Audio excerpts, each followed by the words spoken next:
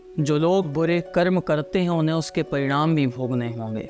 यहाँ तक कि वह जो पानी पीते हैं वह भी एक दिन आग हो जाएगा। तमिल ग्रंथ नालडियार की लिखी गई यह पंक्तियाँ व्यक्ति को यथार्थ से जोड़े रखती हैं।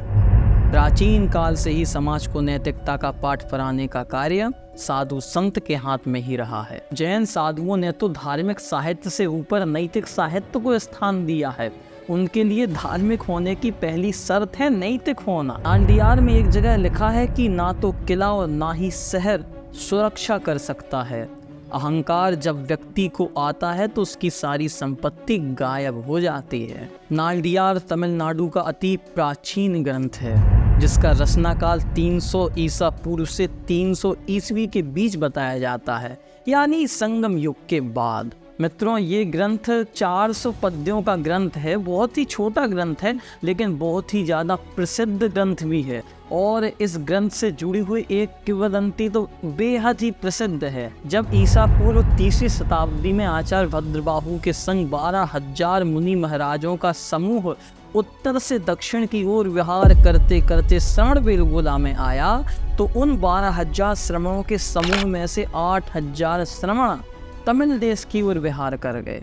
उस समय वह पांड्या साम्राज्य का शासन चला करता था। विशाखाचार्य की अगुवाई में तमिलनाडु में जैन धर्म की बहुत प्रभावना उस समय पर हुई। उस समय पांड्या नरेश तो अहरनिश जैन साधुओं की सेवा साधना में लगे रहे, लेकिन जो साधु संत हुआ करते हैं वो बहते जल की तरह हुआ करते हैं। वह एक जगह कहीं रुकते थोड़ी हैं। बिहार की बेला समीप आई तो एक दिन प्रातः काल श्रमण वृंद तमिलनाडु से उत्तर की ओर विहार कर गया, लेकिन अपनी निशानी के रूप में उन साधुओं ने एक एक श्लोक ताड़पत्र पर लिखकर अपनी जगह छोड़ दिया। प्रातः काल राजा आए तो एकदम से आग बबूला हो गए कि मेरी आज्ञा के बिना श्रमण तमिल देश छोड़ करके कैसे जा सकते हैं। और जब उन्होंने निरीक्षण किया तो पाया कि 8,000 ताड़पत्रों पर लिखा हुआ एक एक श्लोक वहाँ पर पड़े हुए हैं। क्रोधित राजा ने उन सभी ताड़पत्रों को कावेरी नदी में प्रवाहित करा दिया। लेकिन जैसे ही आवेग कम हुआ, राजा को अपनी भूल का एहसास हो गया। उसने सैनिकों से कहा, क्या सच में वह ताड़पत्र नदी में फेंक दिए गए हैं? सैनिक हक्के बक्के रह गए। लेकिन तभी देखा कि उन 8,000 श्लोकों में से 400 श्लोक कावेरी नदी की धार से उलट किनारे पर आ गए। इन्हीं 400 श्लोकों को राजा ने लिपिबद्ध करवाया और इन्हें एक नाम दिया, नालडियार। तमिल भाषा में तिरुक्कुरल के बाद अगर किसी ग्रंथ का नाम लिया जाता है तो वह नालडियार ही है।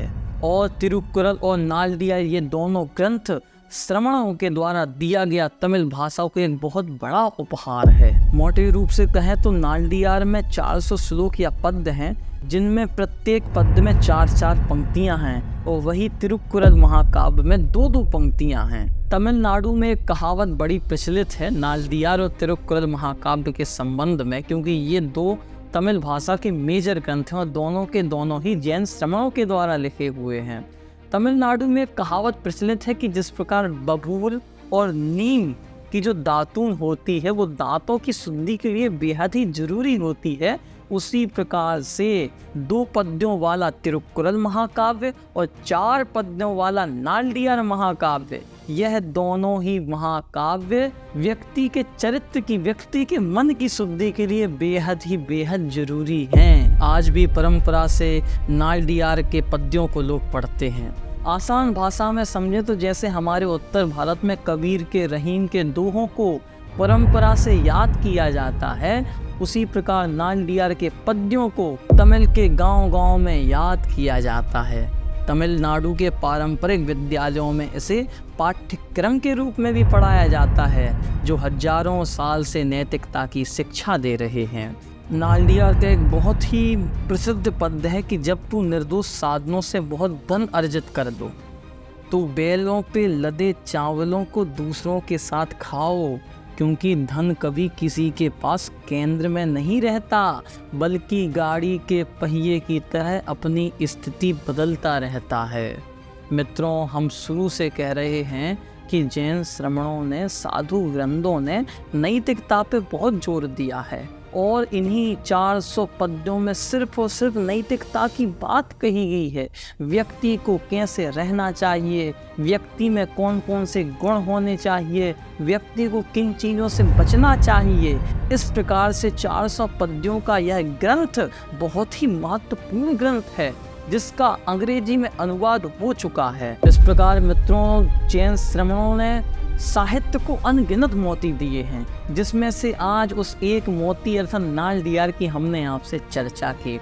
और न जाने ऐसे कितने सारे ही मोती हैं जो उपेक्षित हैं, जिन्हें हम कवर करेंगे अपने जीव जैनिम के साथ। तब तक बने रहिए हमारे साथ। नमस्कार, जय जिनेंद्र।